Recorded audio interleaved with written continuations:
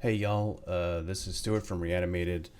Just a note before we get started that this is actually a double feature episode of the podcast. Episodes 258 and 259 combined.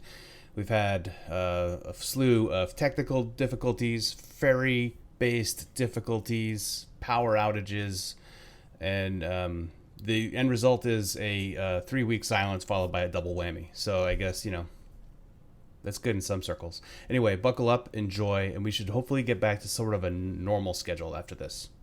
Cool. Happy reanimating. Bye.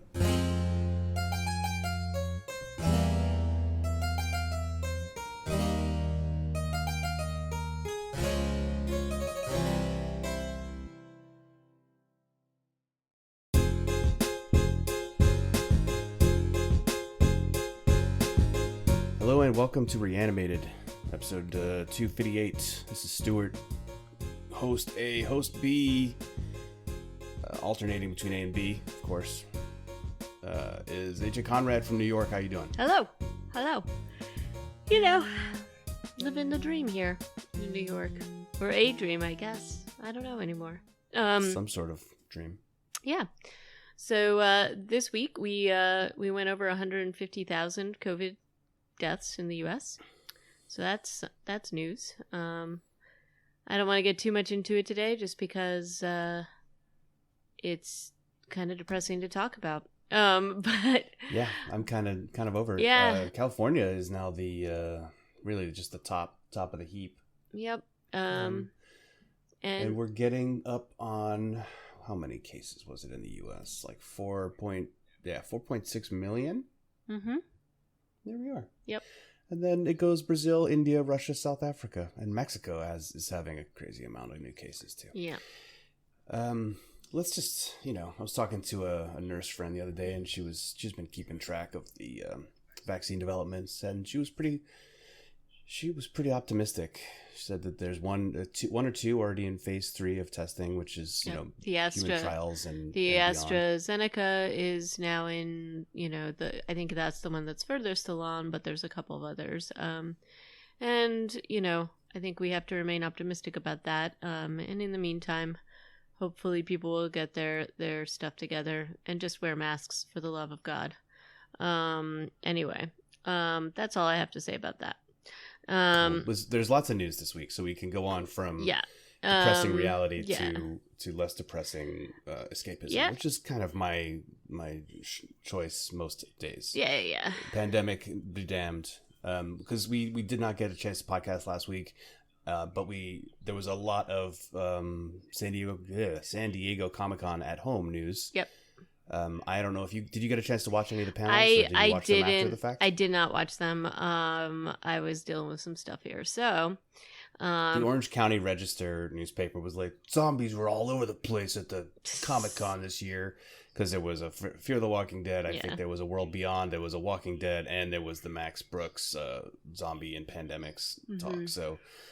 Yeah, there was. Okay, guys, and there's a reason for that. It's because it is an elixir for our mental health. Mm-hmm. Things I learned from watching the panels. The gosh darn... Wow, this is like a rated G version of our podcast. The darn tootin' premiere dates. The finale is... We have to wait until October 4th, of all horrible long waits. But like the silver lining there is that right after that, they're going to premiere The World Beyond. Oh, well, that's good. So it'll be a double feature. And then Chris Hardwick will be there to talk us through everything that we've just experienced, of course, with Talking Dead, like a big one.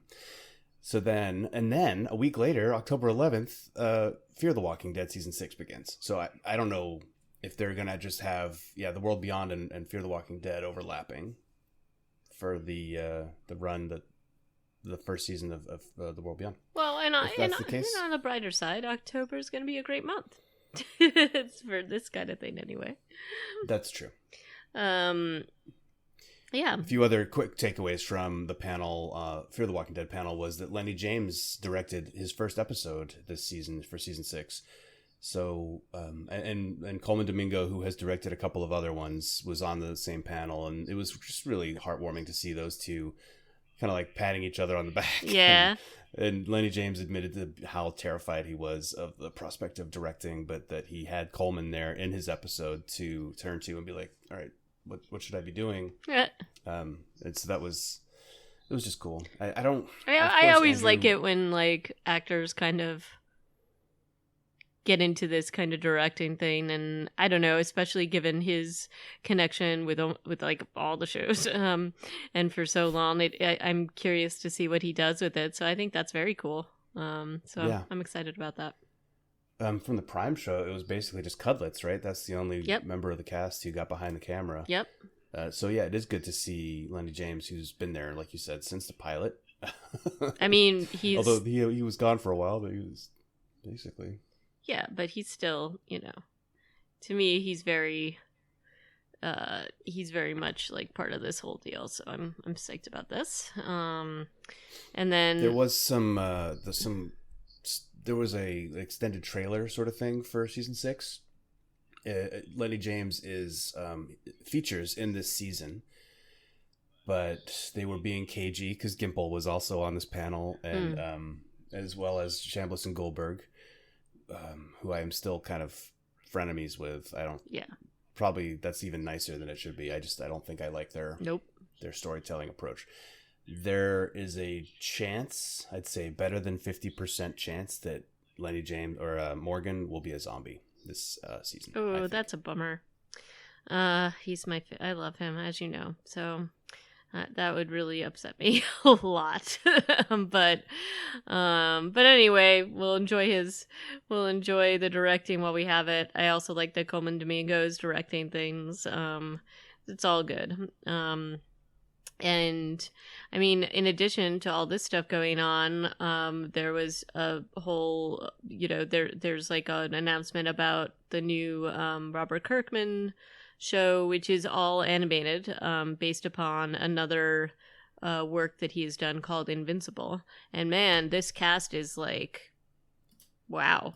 Is this a superhero project? Yeah, it is. And it's like, but it's Steven Yeun. It's gosh, he's got like there are just so many great names on this list. And I'm really excited, no matter what this is, to watch it. So this will be a very cool little project. So it's interesting that they chose to do animation here versus anything else, but maybe he wanted to just totally differentiate it from The Walking Dead. And you know what? I can see maybe part of why he wants to, because like him and a few other people just lost a pretty big licensing rights and royalties rights lawsuit with AMC, which does not bode well for the Darabont suit that is happening and is still outstanding. I have to admit, I'm a little bit surprised that this is where it ended up, but I'm sure that there has to be, I mean, they had obviously like pretty excellent legal representation, but I just think that it's gonna be interesting, and it doesn't, if this is the precedent, but we'll see what happens. You never know. But basically the big argument was that AMC had interpreted the contract that they had made with Darabont, Kirkman, although Darabont wasn't part of this particular suit, but Kirkman and a few others, and they, instead of giving them the actual sort of amount of money that had been made, they imputed it, so it basically estimated it to a specific amount per episode, and they ruled in the favor of AMC, which is interesting. So it's messed up that Kirkman came out of the early first season or whatever it was with such a wishy-washy like agreement. It was almost like a handshake deal is what it feels like from reading and you're just like, dudes, I mean, it was 2012 or something, or 2010. It's not like nobody knew how this kind of stuff works, right? And Walking Dead was already a very popular intellectual property. It's fascinating to me that this is how they, I mean, and and like obviously they've continued, and this just keeps giving and giving and giving, and you would have thought that they would have negotiated something better, but who knows. Who knows what was going on with all of that at the time. But in any case, this particular opus, Invincible, like the cast in terms of like big names, I mean, they have Sandra Oh, Mark Hamill. I saw like a few other Zachary Quinto. There's and Michael Kudlitz is in this. Oh, and Sonequa Martin Green. Jason Mantzoukas also. Wow. Who's a lot of fun. And Seth Rogen. But lots of Walking Dead alum too, which is awesome. Walton Goggins. Yeah. Yeah, this is just gonna be crazy. So I look forward to that. I'm kind of on a superhero kick right now anyway, with The Boys season 2 coming up soon. Yep. And this is all very excited. And this is all gonna be on Amazon Prime this year supposedly. So, it'll be pretty cool to see this. Although I didn't see that there was a specific date, they just said 2020. So I guess maybe we'll find that out. And in other projects that are, I don't know, mysterious about their release dates, and I know I've talked to you about this, it doesn't have anything to do with zombies, but it does have to do with Simon Pegg and Nick Frost. But they had been working on this a comedy supernatural show called Truth Seekers, where they're basically almost like ghost paranormal detectives, and they did a panel at Comic-Con and were being cagey about the release date, but that's also on Amazon. So Amazon's got a lot of interesting stuff coming out that I will be good for Amazon. That I will be excited to see. I think the ghost hunter genre, the reality genre, is ripe for like taking the piss. So I think it's probably a good choice by Pegg and Frost. Yeah, and it'll be cool to see them reunited. But before we round out, we're going to round out the news with some scarier stuff. I saw this article and I was like, huh.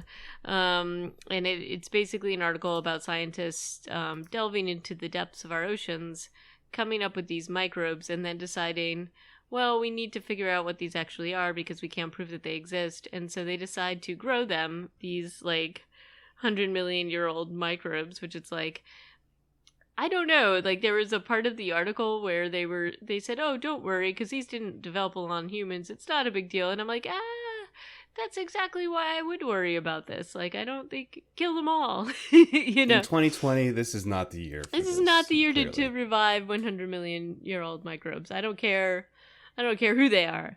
And I mean, look, I thought it was a fascinating article, and I think it's really interesting to do that kind of thing. But I think this is just something, they're microbes. Don't tempt fate here. But it was an interesting article overall. So if you're into that stuff, definitely read it. It's kind of cool. And just cool how they managed to get the samples and that kind of thing. You're reading the news this morning, it's everywhere, and apparently they're everywhere. Are these zombie cicadas? A cordyceps type fungus, mind controlling cicadas. So if the noise of cicadas wasn't bad enough, I don't know what is this fungus doing to these cicadas? Oh, do we really have to talk about it because it's kind of horrible? But in any case, what it does is it takes over male cicadas. It eats their genitals. It also gives them hallucinations. It kind of acts like magic mushrooms. And makes them look like females. It allows them to kind of flash like females. And that's how they are spreading, because then others are kind of coming over and getting their junk eaten by the scary fungus. And by the way, this is not cordyceps. This is an entirely new beast. Great. So that makes me excited to hear. But in any case, hopefully it will be short-lived, because this is, this whole sort of thing where they're taking over the place happens very rarely. This is, of course, 2020 when it's happening this year, right? But hopefully it will be short-lived and then we'll die with them. That's what I hope anyway. And this particular fungus is called Massospora. So, it's really rough. And I mean, cicadas have a bad enough rap as it is. I feel bad for them. Yeah, I do. So it's basically every 13 to 17 years, I guess, that they do this crazy thing. So where they all are taking over the world. And so anyway, I hope that they had noticed this kind of infection happening last year. They just didn't know exactly what it was. And what I want to know is, why couldn't something like this kill the murder hornets, right? God. Like, wouldn't it be great if that just took care of those things? One less thing on the list of horrible stuff happening, like Chinese seeds or Right. demon semen. No kidding. Speaking of which, I've been having some pretty rough zombie dreams lately. One which included President Trump. So that was awesome. So, Terrifying. Yeah, I like. Yeah, it was not a good. It was not a good one. Speaking of not a good one, we and I should take the blame for this again. I feel like it's almost always my fault. I was like, it's equal opportunity blame. It's fine. Reality Z. It's based loosely on Dead Set. Let's take a look at it. And so we did. It is not based loosely, I would say. There are some differences. Slight. But they are very, very few and far between. Yeah. So this particular television show takes place in Brazil. And it is... in Rio de Janeiro. Yep. And then it's a similar idea to Dead Set, where, you know, you've got your and it does like sort of mimic a few of the different characters on that. Like almost all of them, and down to like very precise details. Yep. But let's talk about some of the good things about it. One is that I think that like in terms of the zombie piece of it, like the makeup is really great, and I think that they are really disgusting and scary looking, and I think that there's definitely some good sort of first interactions with zombies and people kind of discovering it. So I thought that was pretty good. Although I would say the location is also actually better than Dead Set. Agreed. Dead Set was just kind of like somewhere in the British countryside. Right. You never really know where they are, and they show you some you have really a very precise sense of place in Reality Z, because it is Rio, and you can see the Jesus on the hillside thing, and that like you're getting these establishing shots of the city on fire. And, so it's, and it is, I mean, it is a beautiful coastline. So I think that that's kind of like cool that they show that. I think that, you know, I like the actors are all fine. And, you know, I think that that's, did you watch it with the dub or the subtitles? I watched it with subtitles. The dub was massively overacted. Oh, really? That was my takeaway from listening to it just for a little while, and then I switched back to the subtitles and the Portuguese, because I was just like, it's a lot better. No, I can't. Yeah, no, it's so much better with just doing the subtitles. And I mean, we've talked about this before, and I think in general that's true.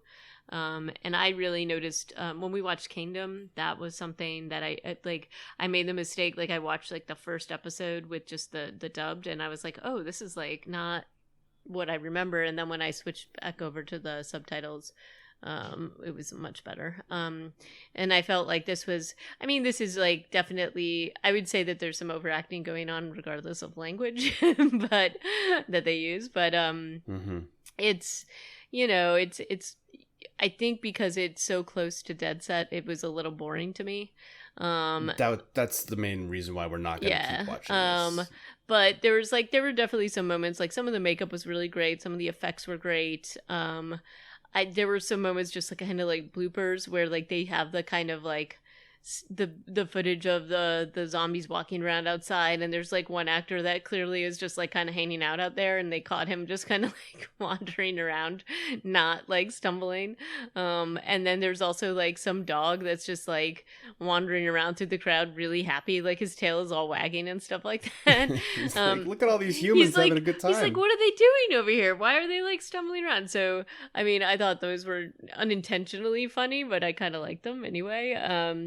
And so areas where it was different, because so much of it was exactly the same, down to the Davina character. Yeah. I mean, was that the name of the woman? I think so. The host of the show? Yeah, I'm pretty sure it is. And she has an identical death scene in this. Identical. Like down to, I remember us remarking upon how physically she had acted out that part. And since she's not an actor, at least the British version, she's like a real reality show host. And I don't know if maybe this Brazilian woman is also. She kind of has that vibe. So things where it was slightly different, though, were in the very beginning of the show. It opens with this lady who is taking medicine. She has a son and he has a girlfriend. And she is like kind of addicted to this reality show, Olympus, where people are getting voted on and off. And the Olympian god thing is also slightly different from the Dead Set version. That boy and his girlfriend, who turns into a zombie by the second episode, or first episode even, he is supposed to be, he is the analog for, oh god, I can't remember the kid's name anymore from Dead Set, but our heroine's boyfriend. Yep. But he has never met our heroine, I don't think. And I haven't watched enough. I stopped after the second episode. I'm not going to bother. But so they have changed up that dynamic. They were like, we don't want the boyfriend trying to find the girlfriend for several episodes. But I thought it was actually a decent plot line in the original. It was. But in this particular one, his mother had some connection with the show and had been fired, and she had worked on the show. Yeah. So and enough that she like designed the whole thing that it's a lot more sustainable, and you get all that information that it's like got the water filtration and the solar energy and all that stuff. So so then they are going off to I guess find sanctuary there at that show. And but it's so boring. I mean, just because we've watched Dead Set, so it's not really, there's nothing exciting about it to me at all at this point. So, and it's like shot for shot. Yeah. Except another area where it was different was the threesome. True. Yeah. Yeah, that's true. Because instead of heroine having an illicit makeout sesh with another production assistant, in Dead Set, it's that plus another lady. Yep. Who. There was this third woman in Dead Set, but she was just kind of like a bully. Yeah. And in this one, she's also kind of like a bully. She talks about they're both like blackmailing our heroine for reasons that are not really clear, but doesn't matter because they both become eaten or zombies pretty quickly anyway. Yep. So, and then she starts killing them with scissors, which is how that goes too. And then she breaks through into the set exactly in the same way. Yep. And the cameraman is a bald guy, exactly the same as Dead Set. I was like, wow, I know. This is just the same show with a couple of tiny differences, and it's just in Portuguese. Yeah.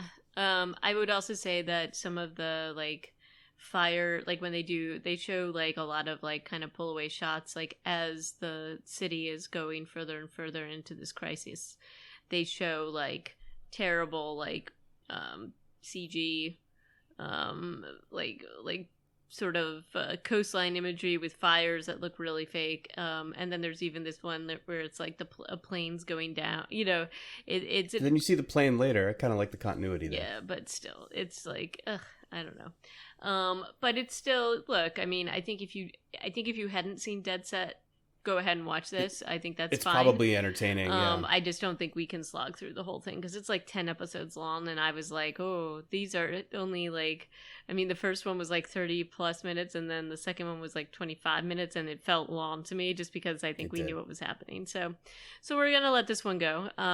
But I definitely think if you haven't seen Dead Set, go ahead and watch this. It's probably kind of a cool take on it. And I kind of wonder why they thought this was the way to go. There might be more. So I will admit to you, after we kind of decided to not move forward, I'm like, is there anything different about this? And there is apparently some plot twists in this that were definitely not in Dead Set, and have to do with the politician we see early on.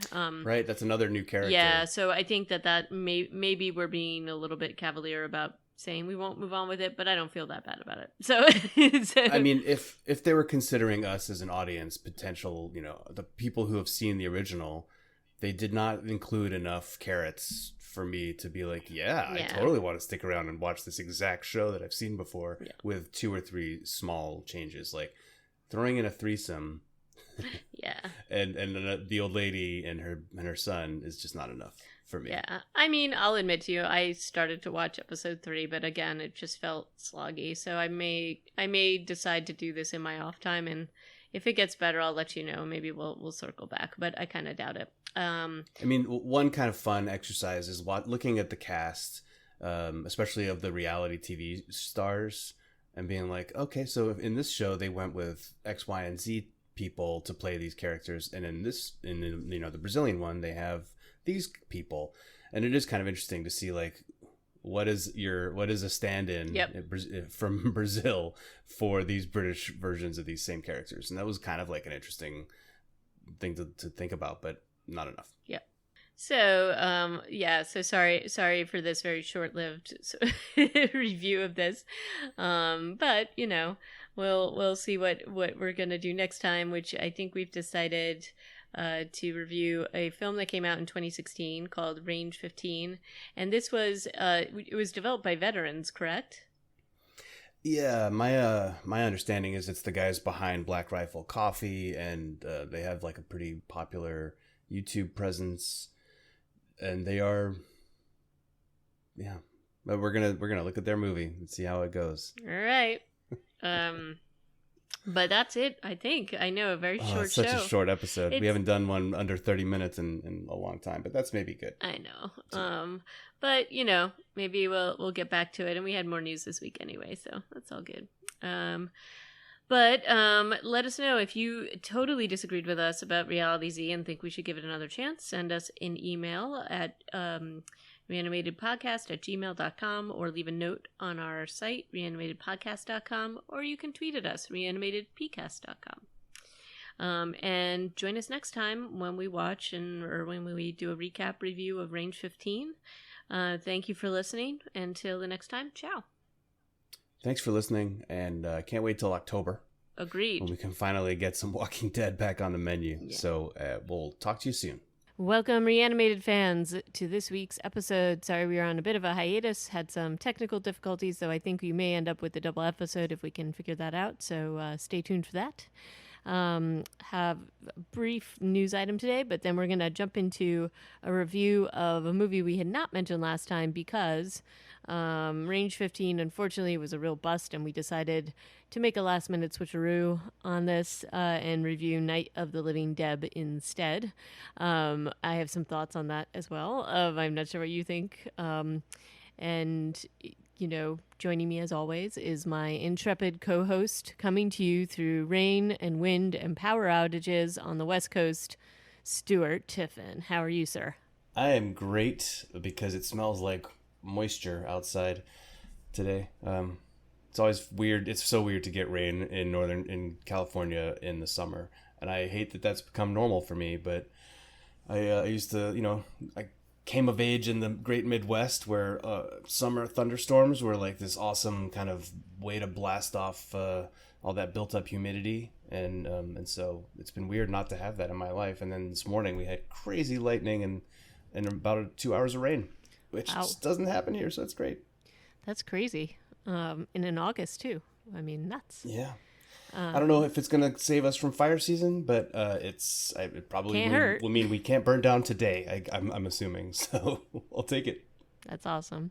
So I think if you want to jump into I guess we can talk about very briefly COVID-19 news and just get into it. But basically, nothing has changed. We are still staying at home. We did make a very brief sort of journey to the New Jersey shore where nobody appears to be believing that there is a virus. And in fact, one of my relatives, somebody yelled at her that COVID was over and yelled at her to take off her mask. And we were able to avoid people. And so I think we were as safe as we possibly could be and didn't come into contact with anybody, but it was definitely, I have not run into that here specifically in the city, so that was kind of a weird thing. But it was definitely nice to get a change of scenery, so I recommend it to anybody who's able to do that. And easier said than done, I think. I know it's hard. And look, I mean, we were very careful, and we're only the beach was actually pretty empty, so we were going only when it was empty, and it was nice to just get in the water for a little while. Although all the shark sightings of late, I'm kind of like, well, I'm glad I didn't see this news before I did that. Apparently there is a plethora of sharks going up the coast just because of warmer water and seals, I guess. Well, yeah, that woman in Maine The woman in Crazy. Maine, and then this is not in our neck of the woods, but apparently in Australia, some surfer jumped onto the back of a great white shark that was attacking a woman, I think possibly his girlfriend, and Yeah. punched the crap out of it until it let her go, and then brought her up to the beach. And I guess she is going to be okay, except for obviously being maimed by a great white shark. But that's kind of nuts. That is bananas. So Australia things, man. I know. They're different, they're just superheroes, I guess, out there. But in any case, we, It's have. great to hear that COVID is over, though, because, I know it when I was. look at these graphs and I see, 60,000 cases a day in the US or Hmm. more, I'm like, it didn't occur to me that COVID It, could be over. So I yeah. find that to be really good news. And I think that, maybe New Jersey's in on something that we just don't know about. Well, no, in fact, cases are spiking there and in other Oh, places. So I guess it's not so over. And damn it. this quote unquote doctor slash radiologist, which is what he said he was, is probably incorrect. So, and I also like the way we got over there. We took it's a ferry service called the Sea Streak, and we were able to be outdoors the entire time. But I just, just even in thinking about how things are going for these businesses, we were 2 of 5 people on the ferry going over. So Yeah. like, so it's gonna be interesting to see what happens. And I mean, What was the bathroom situation on the ferry? well, we did not use it, so Yeah, but was it you know. open even? Like, could you? I don't Because know. apparently public restrooms are becoming really scarce. I hear this from folks who came into town a couple weeks ago to come into my pod from Portland, no, from Seattle, and they drove down, and they're like, yeah, basically, like, there's no Starbucks bathrooms anymore. You have to go to a rest area off the highway. Like, that's the only kind of, and then it's a surgical strike if you can. Yeah. But like, this is a side effect that you wouldn't think about. Like, restaurant bathrooms are not a thing in the states Yeah. that are observing this stuff. So we did not even think about that on the actual ferry, but there were bathrooms at the different terminals that were open. So I guess this Hmm. would be more like public restrooms. And again, we just didn't go there. But I would say, yeah. And another interesting sort of, not interesting, but just in terms of thinking about all of these different things, apparently a couple in upstate New York has sued the governor and other people, basically saying that they are arbitrarily enforcing rules about gatherings because I guess different restaurants, like the venue that they were supposed to have their wedding at this August, has a capacity of something like 400 plus people. They're allowed to have it at 50% capacity for dining. So, like, on any given night, they can have like about 200 people in there. But apparently, for weddings, the rules are different and you can only have 50 people. And they pointed out, and rightly so, that the difference is that if you have people coming into a restaurant on a given night, people are in and out in about an hour or so, and it's like a lot of turnover of different people. You're not necessarily coming into contact with the other people from the restaurant, I mean, other than your server for the most part. And then for weddings, that is a very long, like 5+ hour event that you'd have 200 people all in the same place, and people would not be probably practicing social distancing. And I can attest, like, it is really hard, even if you bring people into your bubble, to just try to stay safe and to try to not, because it's like you care about these people typically if you're inviting them to your bubble. And for a wedding, like, people are going to be wanting to dance and, talk to each other and socialize, and it's usually families, especially in this circumstance, that haven't seen each other for a really long time.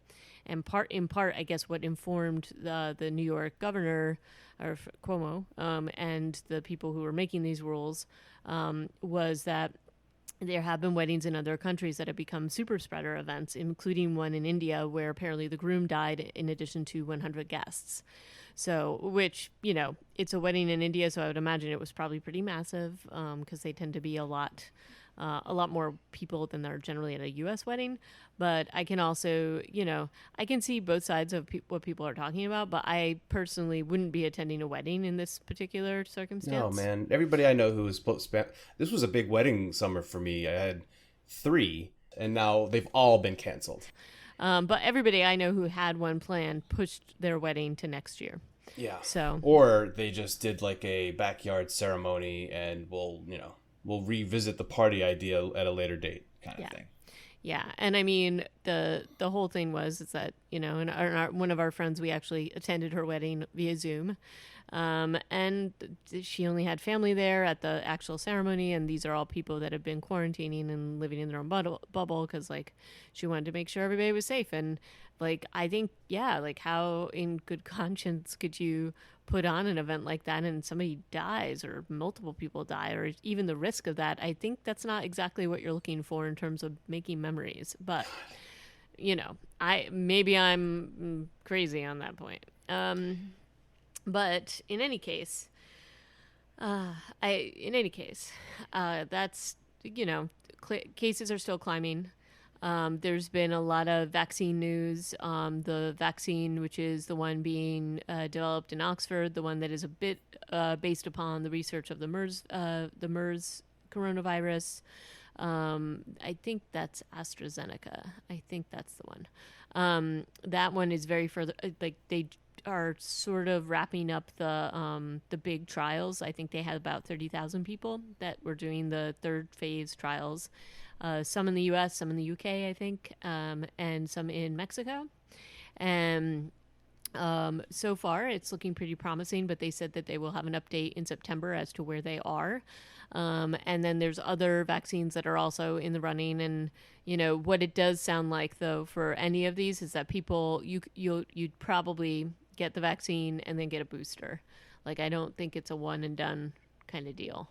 So. Oh, no. This is definitely, yeah. I think I was talking to a nurse friend who was also very excited about the phase 3 stuff. Mm-hmm.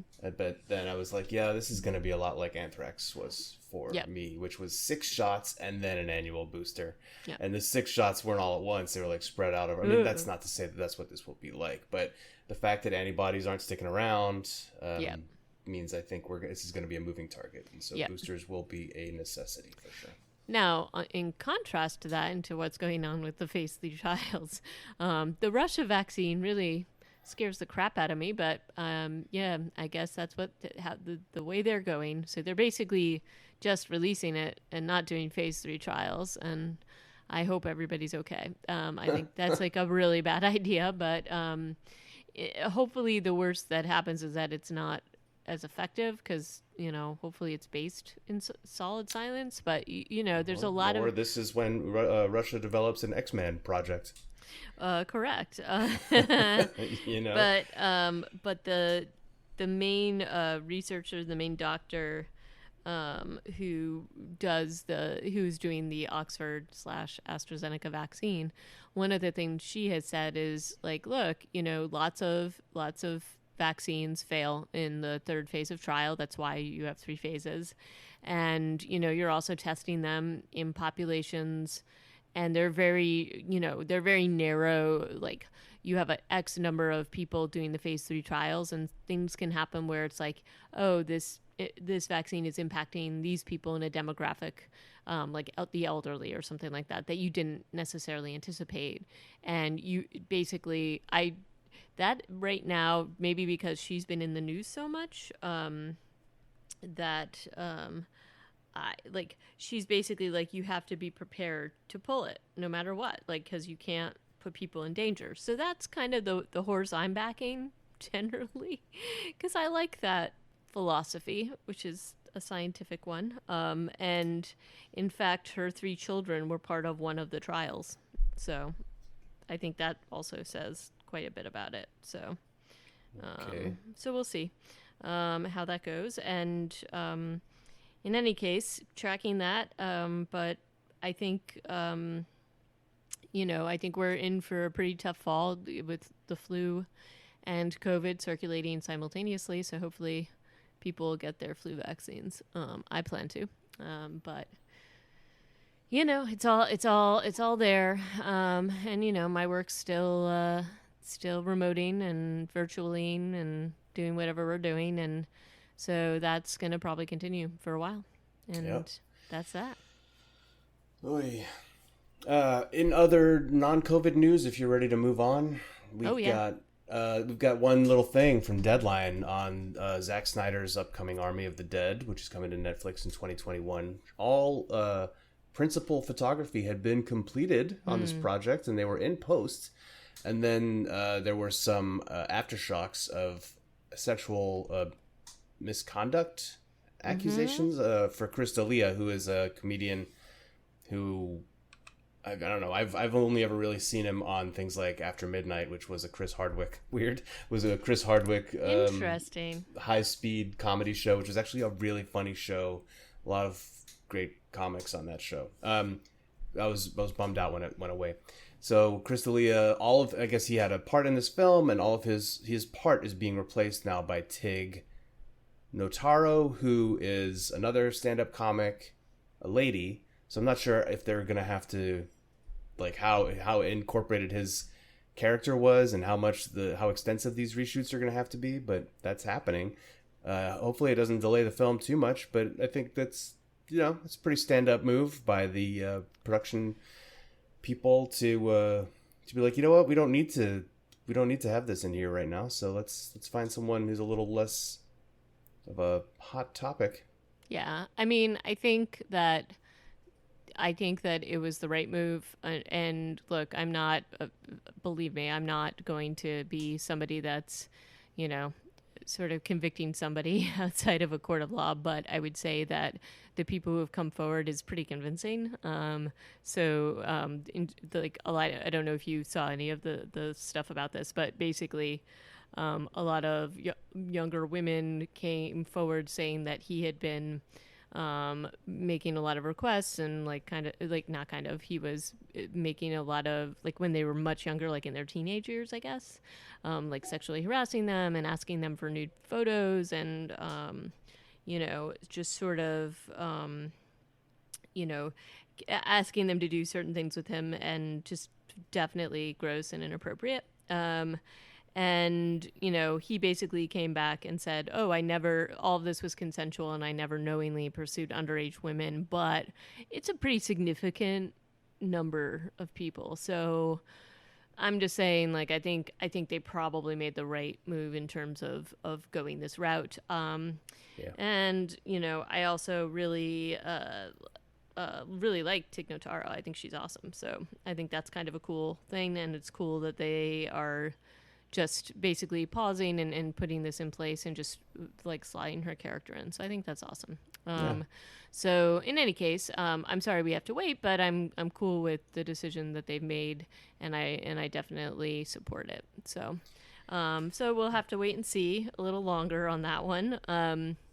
And I don't know if you want to touch upon, I mean, we've had a little bit of a run of kind of clunkers here. It feels bad. Like, It feels like we are out of good content. And I know that's not necessarily true. And I even thought, like, oh, maybe HA and I should, like, review An American Werewolf in London and some other, like, just classic horror films for a while to get through this summer period. But after Reality Z, and then Range 15, which was just a dumpster fire. Yep. Here we go with Night of the Living Deb, which is still also a B movie, but it at least doesn't make you want to throw up. Yeah, and it has moments. It doesn't hit like you want it to, but at least it's a little bit better than these other two endeavors. I will still leave that proposal on the table that we can go and look at some stuff like, I don't know, Halloween. Yeah, anything is in play to get us through this. I am definitely cool with going back to some classics. I think we also have some classic zombie things on our list too that we haven't necessarily seen. So maybe we revisit that. But let's talk about Night of the Living Deb. This came out in 2014, I think. I believe. Sorry, it was filmed in 2014, but in any case, it's this director, I see, like, he's got, like, quite of this is kind of his shtick, like, he does these kinds of B movies. I wasn't necessarily familiar with a lot of them. Did you take a look at his bio? I'm looking. He did Reindeer Games. Oh, I didn't know that. Yes, I That guess he might have been did. his first film. Wait, but no. His name is. It's directed by Kyle Rankin, basically. Yeah, Kyle Rankin. And he seems to do cameos. He was in this film too. He was in one of those. I just assumed that media montage they did at the end of the movie was just going to be all people who are Yeah. associated with the production. And I still think that that's probably the case. He was one of the stand-up interviews. He didn't actually speak with audio, but he had a lower third that said, like, I forget what it was. It said something like local buzzkill, critiques newscaster reporter or something. Yeah, Right. so he's got a definite sort of type. Yeah. Yeah, but in this one, I definitely think was a project kind of near and dear to his heart because he actually grew up in Portland, Maine, and that's where they filmed the whole thing. And they actually, this movie, they generated the money or a lot of the money to make this film to fund it with a Kickstarter. And so that was sort of, and it was him and actually the gentleman who plays the starring role in the male lead in the film, Ryan Waverly, Michael Cassidy. They were the ones who set this up, and so they did put that together. They filmed it all in Portland, and then they did, at the end of everything. They did a wrap party, and people, like everybody in the town, could attend if they like kicked in $95, apparently. And so this was filmed in 2014. And, it's got a pretty good cast. Maria Thayer, who she was in she's been in a lot of like sort of like character comedy roles. So Strangers with Candy was, I think, probably what I first saw her in, and then weirdly we watched or rewatched Forgetting Sarah Marshall, and she's in that. And so she's been in a lot of like little things, but this is like a leading role for her in a film that I don't know that she's had a ton of that stuff going on. Kind of surprised me how she is not really in a lot of stuff, considering I thought she was pretty good in this. I liked her a lot. I've always liked her in the things I've seen, and so I hope she gets into other stuff. I just remembered also who Kyle Rankin is to me. He was in season 2 of Project Greenlight, which was this show with Ben Affleck and other Boston guy, Matt Damon. They had a show on HBO 100 million years ago now, where they would bring in people with like pitch ideas, and then it was a reality show, and then the show was about how they made their movie into a movie. So this guy Kyle Rankin, I think he had a partner on this one, and they made the Battle of Shaker Heights on Project Greenlight, and the star of Battle of Shaker Heights, who they secured for this role, was none other than Shia LaBeouf. A young, like just post Holes Shia LaBeouf, and it was a very interesting episode, like season of the show. And the dude Ray Wise, oh yeah, that guy was awesome. in their pitch reel for Matt Damon and Ben Affleck, and people were like, "Oh wait, you got Ray Wise to do your pitch reel?" Because he's a known entity. Yeah. He was in Twin Peaks and other things. So it's kind of funny to see this all coming full circle for me. But this is definitely one of his, this does feel like his genre. Yeah, and one of the other, so Ray Wise is actually in this, and it was in this other film he had done called Infestation, which admittedly I couldn't really watch, even though I liked a lot of the people in it. But it's with one of the other sort of, not, I guess, main roles, like a supporting role in this, is played by Chris Marquette. He plays the brother of the brother Chaz in this. Yeah. And he was also, he's a great actor, and I'm trying to remember who he is. He looks so familiar to me. So he's been in a lot of stuff, but he was in that show Joan of Arcadia. And then he guest starred on House in a memorable episode where he plays like a cannibal serial killer. But I think what a lot of people probably know him from is like The Girl Next Door. He was like one of the main people in that. And he hasn't really done all that much since. But I wish he would get more because I think he's awesome. He plays a really good twerp.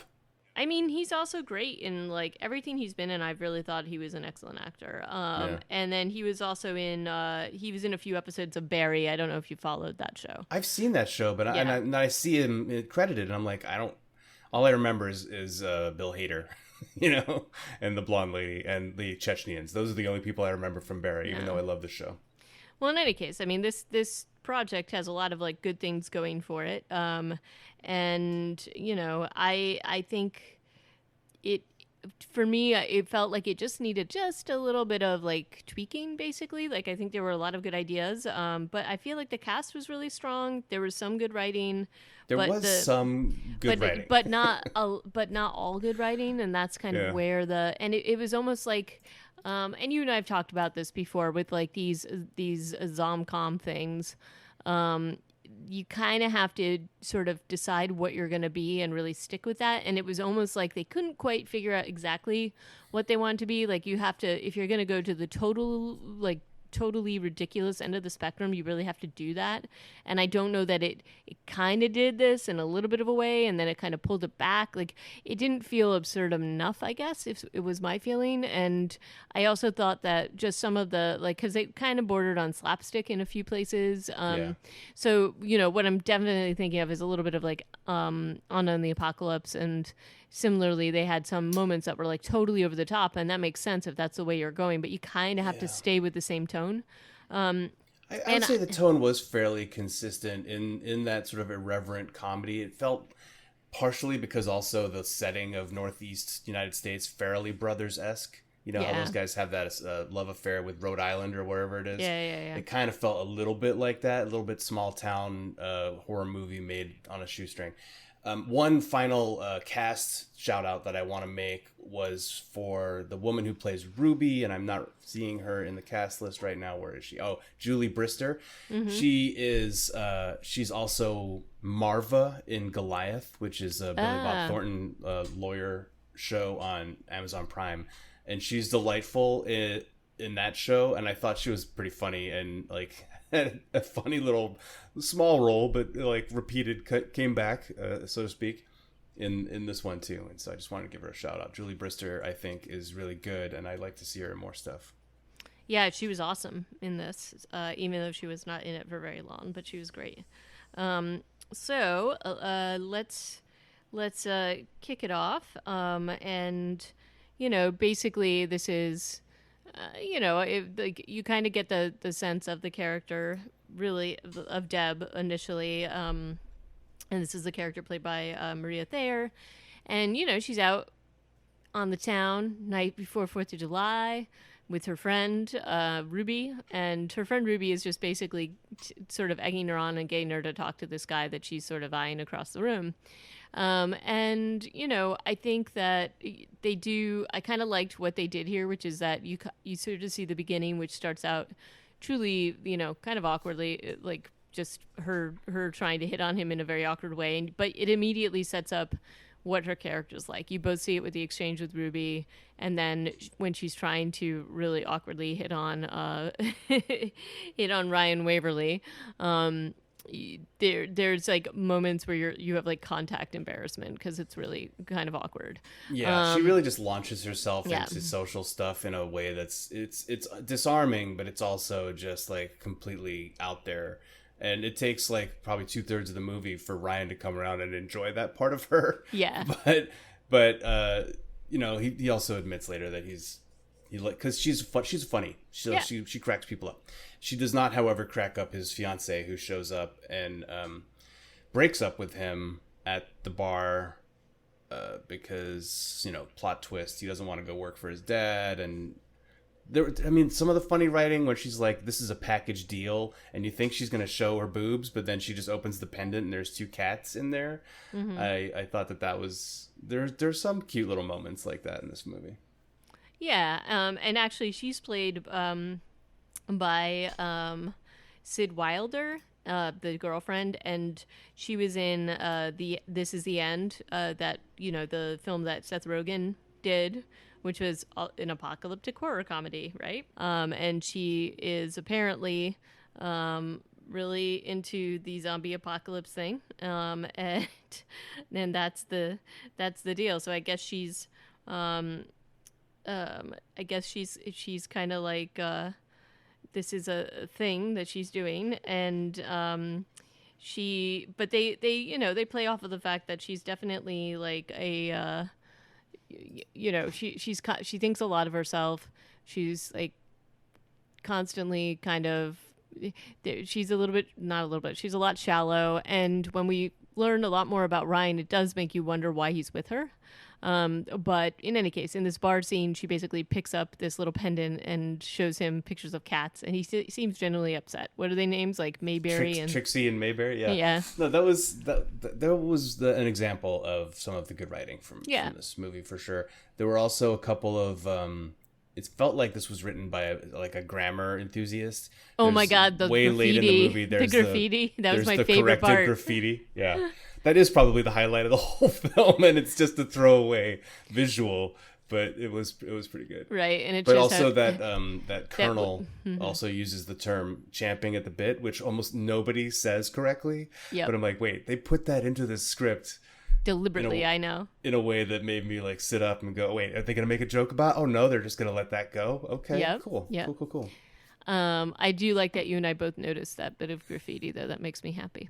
Yeah. It shows how nerdy we are. Yep. But in any case, so they set this up pretty well. I mean, you get the sense that Ryan doesn't, he's these are very quick little scenes, but you get the sort of lowdown on each of these characters pretty quickly. He basically doesn't want to work for his dad's company because he thinks it's unethical. Deb is, kind of just awkward, but going for everything with gusto at the behest of her friend, who's very supportive of her. And there's an awkward scene in the bar where it's like she pretends that he buys her a drink, and then there's this whole thing about her name. And I mean, they cut this scene off pretty quickly because it's like you go into the next day without really knowing what's happened, and it doesn't actually seem as if they might be ending up together, but apparently that is what happens. Yeah, and then they don't really explain what happened the night before, and that's fine. But they both wake up in their clothes, as far as I can tell. Yeah. Well, he's already out of bed, but she's wearing like her bodysuit, so pretty difficult outfit to get out of. I don't know. Yeah. I don't know. I don't think that well. I don't think anything happened with them. I think they just got drunk and passed out. But they start out with like this awkward thing where she's like realizing she's in an apartment that isn't hers, and also then overhears Ryan talking to his friend trying to figure out how to get her out of the apartment, which I kind of feel like maybe he already thinks she's a little nutty because he's like, I have to figure out a ploy to get her out.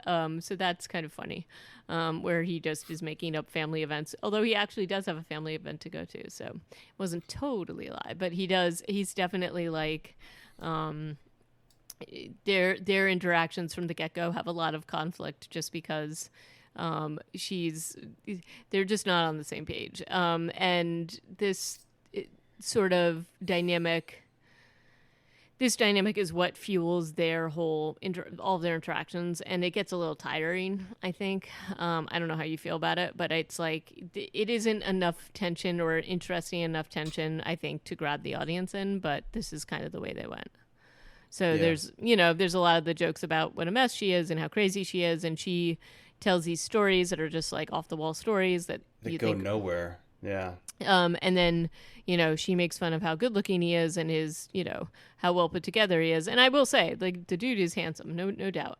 But I enjoyed that series of jokes where people call him One Direction later in the movie, and he's like, my looks are classically handsome or masculine or whatever, and they have to keep coming back to that. But I thought that those actually aged pretty well as the film went along too. Yeah, I thought they were fine. I just think and I thought that the two of them were great together. It just felt like there needed to be a slight tweak with the writing, or I don't know, something to show, because like when he actually flips and starts liking her, you don't really see why as much. You see a little bit because she stood up to his dad and she just kind of gets them, and she basically again jumps into every situation with gusto, despite the fact that she could get her. And I think that that's part of why he turns it, but I don't think they do enough to show it, I guess. That's fair. Yeah, that's fair. But she's pretty consistent, and so is he. Like, he is still kind of just like stuck up and doesn't like, well, they try to make him into kind of like an environmental warrior, where he's like, I just ride my bike, I don't have a car, and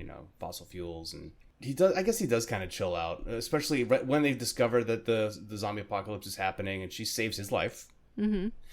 And then they go back to his apartment, and she immediately like shatters a table and says, "All right, I got this. Pea corner's over there," which was a great little moment. He's like, "That was a matching end table set," or something, and so they kind of kept that little thing going for a while. He does chill out eventually, though, because it's a zombie apocalypse. I do like how, because of his tendencies, she's making fun of the stuff in his fridge. And that was amazing. And then I do like the scene where they go up to his elderly neighbor's apartment to basically steal her groceries. They go up there, and I thought that scene was hilarious because, that Holly was pretty watching for that scene, and that was where she kind of just checked out after. Actually, it was because I don't really understand. What's the redhead's name? Deb or Maria. Deb, of course, in the title of the film. Yep. When Deb is like so insistent on having the dead people's eyes should be opened, so their souls go to heaven. Something nobody's ever said, I feel like, in the history of time, and they're fighting over it, and it ends with kind of predictably.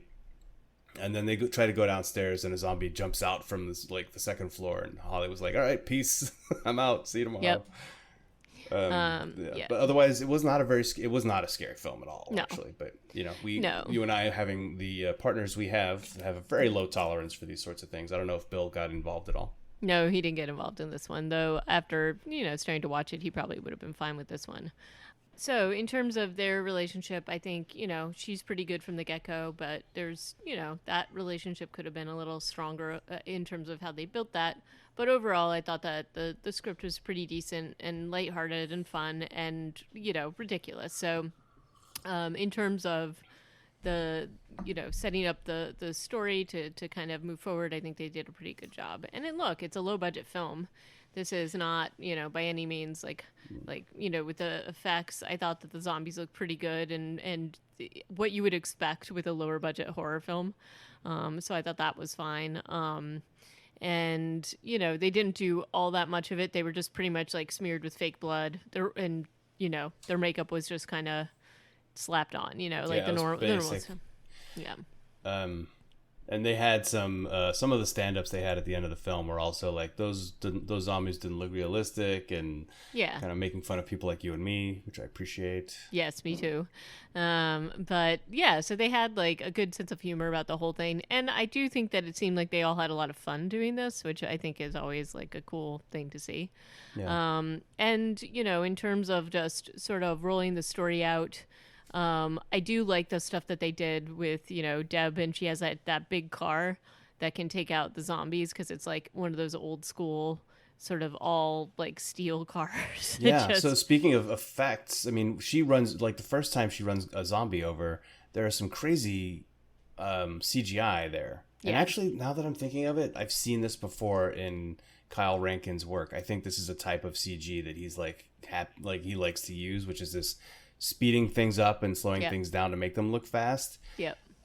So kind of really like it's blowing my mind the more I'm realizing like I'm familiar with this guy's work and there is definitely a thread of consistency here.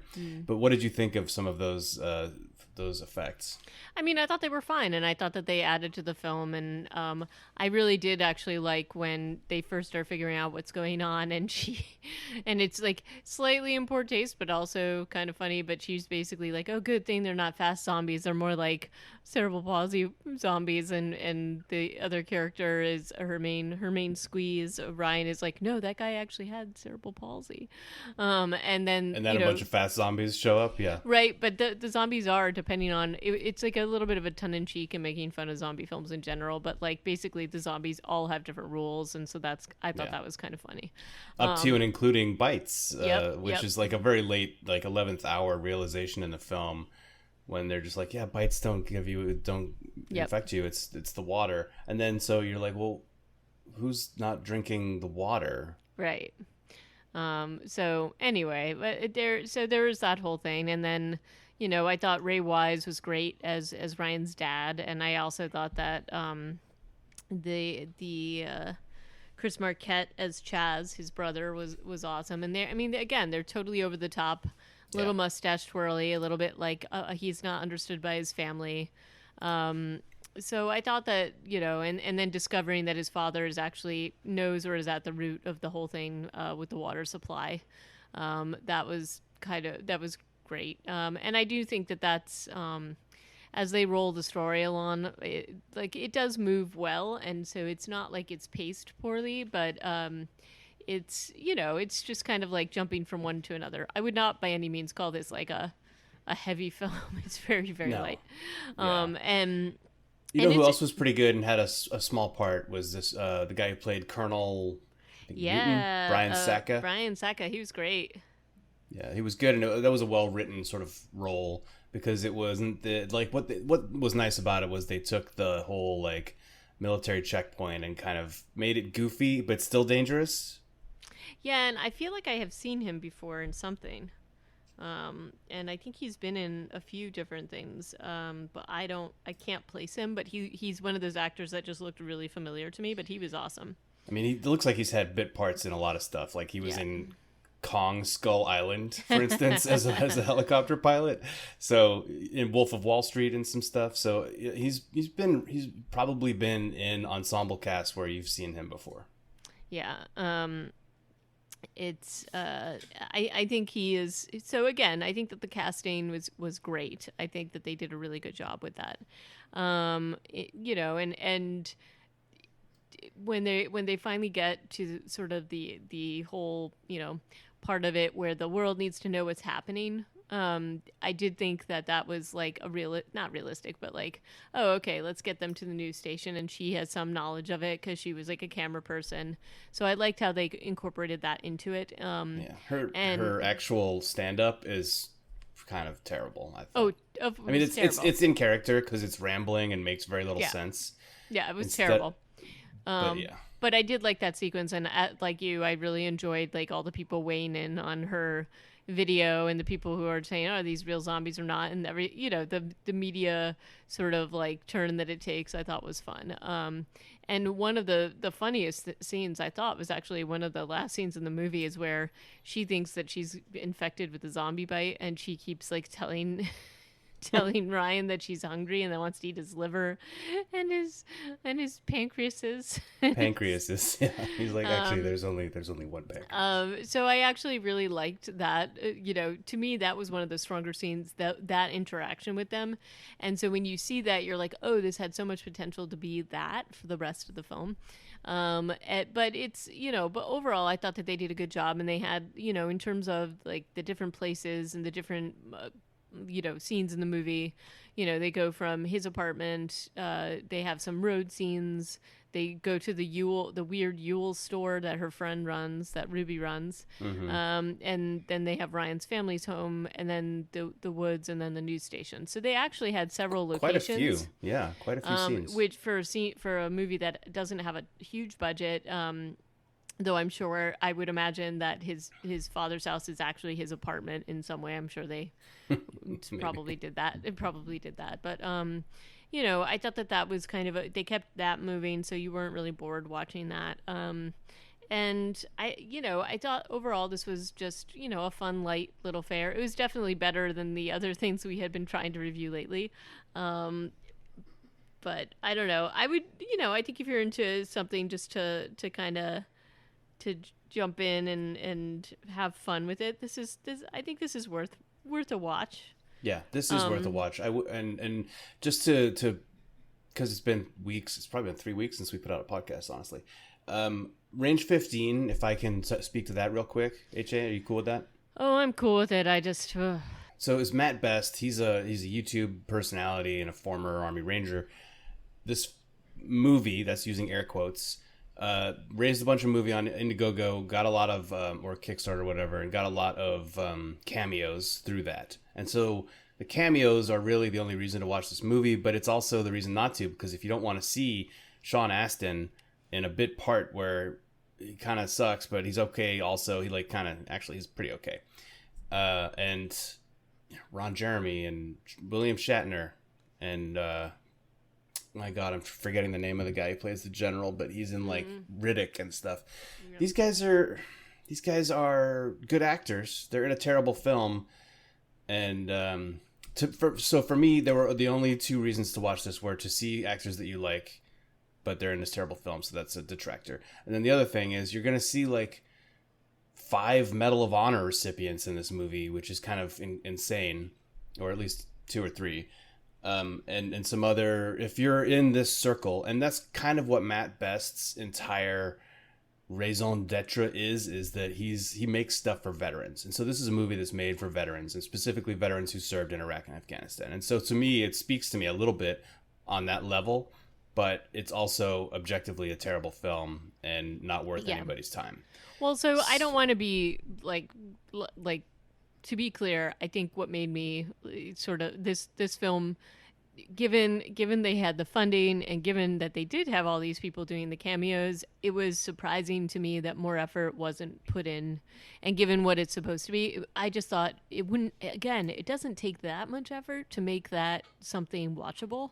And I just feel like they were like, okay, we got a bunch of these things, throw it together. Let's see how it goes. And it just bothered me a little bit. And I support what he's doing, and I think that that's a great thing to have as your raison d'etre, but that was what sort of surprised me about this. And look, I wasn't expecting, the most amazing film ever, but I just felt like it wouldn't have taken that much to have a cohesive film given what they had to work with, right? So that was just my take on it. So yeah, it was just a little disappointing. It's just a bunch of jokes that are for a specific audience, and they're not even, it's not that funny.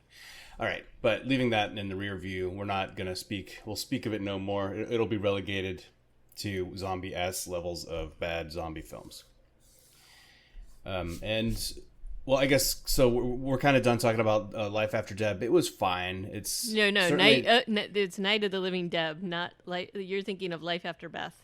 I'm thinking of Life After. As I keep writing that too. I'm like, how do I find this film? I'm trying to Google Life After Deb. And the reason I know that is that I did the exact same thing when looking for it to watch it. Yeah. And then I'm like, what? Where is this film? So anyway. Yeah. But it's fine. It's not one of the better films we've seen. It's probably in the bottom 50% of all the movies we've seen on this podcast and all the things we've reviewed. But it was still better than the other thing we saw. And in a way, it was better than Reality Z, even though if I had been watching Reality Z for the first time and had never seen Dead Set, I would have thought that it was, that was a great show probably. But because it's so derivative, that takes a lot away from it. And so I guess what we're gonna switch it up.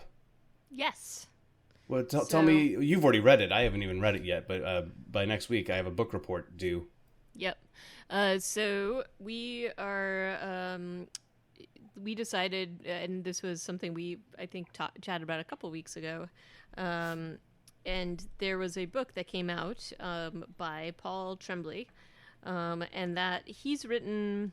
Apparently, he's written a couple of a few horror books, and the reason why this came to our attention was that there was actually a review in the New York Times that we mentioned in one of our episodes, and so he wrote a book that, bizarrely enough, came out just at the right time, I guess. But it was it's called Survivor Song, and it is about a zombie apocalypse kind of situation that takes place in Massachusetts. And I don't want to get into too much of it, but I think there's some I am really excited to talk about it with you. So get reading, and we will review this hopefully next week. Okay. And if not, if you get slowed up and you just, because I know there's lots going on in your world, but we can figure out a backup if need be. But I think it's worth talking about. And he's got there's some really good things that remind me a little bit of a Stephen King novel in this. So I'm curious to hear what you think. Well, I'm excited, and it's always fun to switch gears and do something different. And this reminds me, actually, and I haven't looked at these in a couple weeks, but I started reading a new limited series comic book called The Year Zero, which I don't know if you have a local comic book store that is delivering or somewhere where you're able to get stuff. But these are, I think it's a 5-issue run of this story, and it's very global. It's following the story of several characters from like Mexico to Japan to United States and places in between. So I've only read the first 3 so far. Once I get to the end, maybe I'll give you a what's it called again? Sorry. The Year Zero. The Year Zero. Okay. I will look it up. I'm actually not sure. The comic book store that I normally go to, I am the last few times I have walked by, they have been closed, and I'm worried that might be a permanent thing. So that's a bummer. But I can certainly find it on, probably online if need be. Yeah, it's not The Year. It's just Year Zero by Year Benjamin Zero. Percy. So see if you can find it. I mean, I think all the issues might even be out by now. I don't go to my comic book shop that often, but they're holding them for me, so I'm gonna go get the other ones pretty soon. Oh, cool. He wrote The Wilding. He's got some cool stuff out there. So cool. I'm excited to read this. And we will definitely add this to our roster. So, but until next time, if you want to tell us what you thought of Night of the Living Deb, you can email us at reanimatedpodcast@gmail.com, leave a note on our website, reanimatedpodcast.com, or you can tweet at us, reanimatedpcast. And until next time, thanks for living. Thanks for living. Thanks for living. Thanks for listening, and we will talk to you, and hopefully there won't be as much of a lag between episodes this time. So until next time, ciao. Thanks. Ciao. Bye.